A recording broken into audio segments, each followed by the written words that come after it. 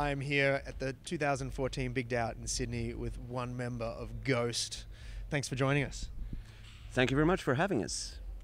You're touring the country with the festival. You've had a couple of shows already. How have they gone? Oh, all of them have been very good. I mean, it's very nice weather, I must say. We had prepared for the heat wave, whereas now it's Nice. It's a nice little breeze, and it's actually not that painful. The show that we did in Melbourne on the sideshow was absolutely amazing. That had a very good vibe to it, and we all went off feeling that we had conquered Melbourne. You know, you've toured Soundwave now Big Day Out. Are you finding that, you know, between visits, more people in Australia were talking about you and wanting to listen to your music?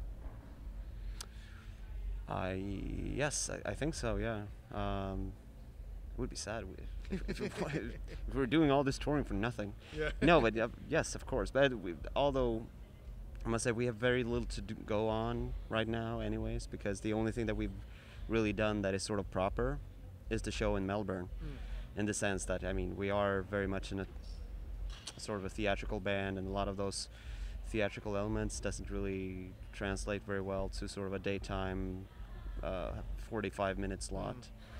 And then it's, you know, every time you hit a continent and do primarily festivals, it's very hard to know your, for lack of a better word, your value. Yeah. And how you translate to, or how you, what is your crowd, and who likes you and who doesn't.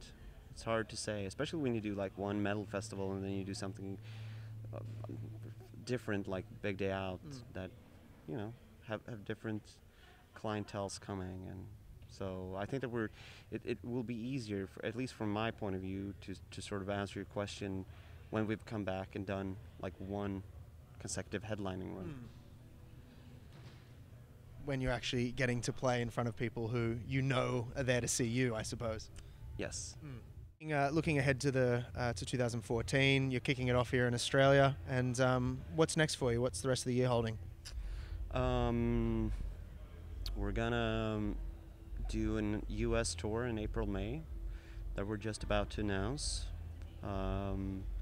Then we're doing a little bit of a European summer run, and between now and ending, which is going to be in September, we're most likely going to go back to South America, I think. So it's basically around the world once more, and then we're going to record a record, a new album. So creatively, that's exactly, I mean, that's what we're doing right now. We're writing a lot and, you know, building up a lot for that. Well, we got quite a bit of music out of you last year, between the full length and the EP a couple of months back. Yes.